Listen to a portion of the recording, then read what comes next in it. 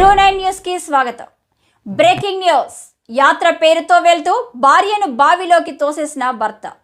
భార్యపై అనుమానం పెంచుకున్న భర్త ఆమెను బావిలోకి తోసేసి కడతీర్చిన ఘటన ఆలస్యంగా వెలుగులోకి వచ్చింది.